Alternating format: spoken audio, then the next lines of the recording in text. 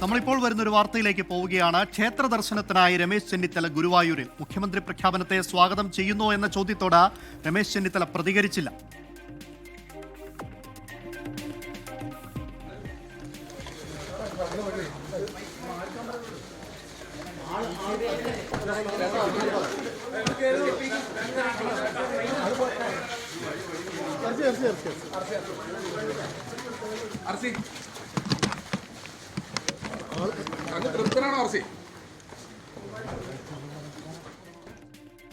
ശ്രീജിത്ത് ശ്രീകുമാരനുണ്ട് തൃശ്ശൂരിൽ നിന്നും. ശ്രീജിത്ത്, മുഖ്യമന്ത്രി പ്രഖ്യാപനം വന്നതിന് ശേഷവും അദ്ദേഹം മാധ്യമങ്ങളെ കാണാൻ തയ്യാറായിരുന്നില്ല. അദ്ദേഹം കടുത്ത അതൃപ്തിയിലായിരുന്നു. ഇപ്പോഴും പ്രതികരണമൊന്നും ഉണ്ടാകുന്നില്ല അല്ലേ?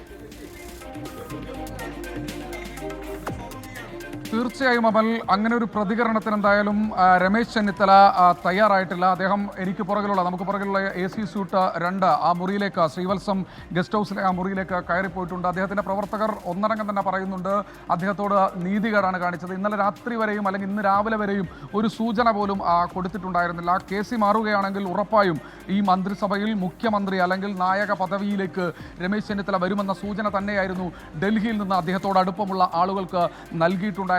ഇന്ന് രാഹുൽ ഗാന്ധി ഫോണിൽ വിളിക്കുന്ന സമയം വരെയും ആ ഒരു പ്രതീക്ഷ ഉണ്ടായിരുന്നു. പക്ഷേ രാഹുൽ ഗാന്ധി ഫോണിൽ വിളിച്ചാണ് ഏറ്റവും ഒടുവിൽ അറിയിക്കുന്നത്. അതായത് ഒരു നീതികേട് കൃത്യമായ രീതിയിൽ അദ്ദേഹത്തോട് കാണിച്ചു എന്ന് തന്നെയാണ് പറയുന്നത്. ആ ഒരു മനോവിഷമവും രമേശ് ചെന്നിത്തലയ്ക്കുണ്ട് എന്ന കാര്യത്തിൽ യാതൊരു തർക്കവുമില്ല.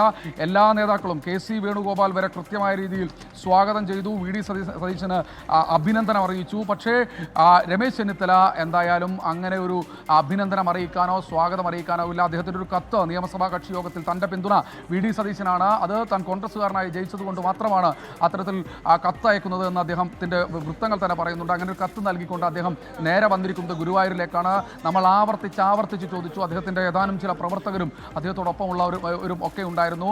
ഇന്ന് അദ്ദേഹത്തെ ഏറ്റവും കൂടുതൽ വേദനിപ്പിച്ചത് അദ്ദേഹത്തോടൊപ്പം ഉണ്ടായിരുന്നു എന്ന് പറയപ്പെടുന്ന പലരും ഇന്ന് VD സതീശൻ്റെ ഈ ഒരു സ്ഥാനലബ്ധിയിൽ ആനന്ദിച്ചുകൊണ്ടുള്ള ആഹ്ലാദ പ്രകടനത്തിലടക്കം അദ്ദേഹത്തിനോട് അടുപ്പമുള്ള ചില ആളുകളടക്കം പങ്കെടുത്തു എന്നതും കാണാതിരുന്നുകൂടെ. എന്തായാലും രമേശ് ചെന്നിത്തല ഗുരുവായൂർ ക്ഷേത്രത്തിലെത്തിയിട്ടുണ്ട്. അദ്ദേഹം നിയമസഭാ കക്ഷി യോഗത്തിൽ പങ്കെടുത്തിട്ടില്ല. നാളെ അതിരാവിലെ നിർമ്മാല്യം തൊഴുതതിനു ശേഷം, ഗുരുവായൂരപ്പനെ കണ്ട് തൊഴുതതിനു ശേഷം അദ്ദേഹം ഇവിടെ നിന്ന് മടങ്ങിപ്പോകുമെന്നാണ് അറിയിച്ചിട്ടുള്ളത്. എന്തായാലും ഇതുവരെ ഒരു പ്രതികരണം മുഖ്യമന്ത്രി സ്ഥാനത്തേക്ക് VD സതീശനെ തെരഞ്ഞെടുത്തതിനു ശേഷം ഇതുവരെ ഒരു പ്രതികരണം രമേശ് ചെന്നിത്തല നടത്തിയിട്ടില്ല. അതിന് പ്രധാനമായും കാണേണ്ടത് അദ്ദേഹത്തിനുള്ള അതൃപ്തി തന്നെയാണ്. അതിൽ ഏറ്റവും സീനിയറായ ലീഡർ ഒരു ഘട്ടത്തിൽ പോലും അദ്ദേഹത്തിൻ്റെ അടുപ്പമുള്ള ആളുകൾ ചോദിക്കുന്നത് പ്രകടനം നടത്താതിരുന്നതാണോ തങ്ങൾ ചെയ്ത തെറ്റ്, മുദ്രാവാക്യം വിളിക്കാതിരുന്നതാണോ തങ്ങൾ ചെയ്ത തെറ്റ്, ഞങ്ങളുടെ നേതാവ് RC ചെയ്ത തെറ്റെന്താണ്, പാർട്ടിക്ക് കീഴ്പ്പെട്ട് നിന്നതാണോ, കഴിഞ്ഞ തവണ കൃത്യമായ രീതിയിലുള്ള പിന്തുണ തങ്ങൾക്കുണ്ടായിരുന്നു MLA-മാരുടെ, എന്നിട്ടും പ്രതിപക്ഷ നേതൃസ്ഥാനത്ത് നിന്ന് മാറി നിന്നാണോ, ഹൈക്കമാൻഡ് പറഞ്ഞ് മാറി നിന്നതാണോ ചെയ്ത തെറ്റ്, ഇതാണ് ചോദിക്കുന്നത്. എന്തായാലും നീതികേട് കാണിച്ചു എന്ന് പ്രവർത്തകർ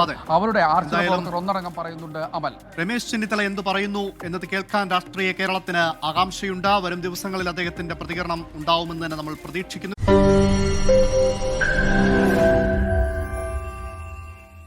ലോകത്തെവിടെയായാലും ഏത് സമയത്തും 24 വാർത്തകളും ഓഗ്മെന്റഡ് റിയാലിറ്റി പാക്കേജുകളും എക്സ്പ്ലെയിനറുകളും വിശദമായി കാണാൻ ഞങ്ങളുടെ YouTube ചാനൽ നിങ്ങൾക്ക് സബ്സ്ക്രൈബ് ചെയ്യാം.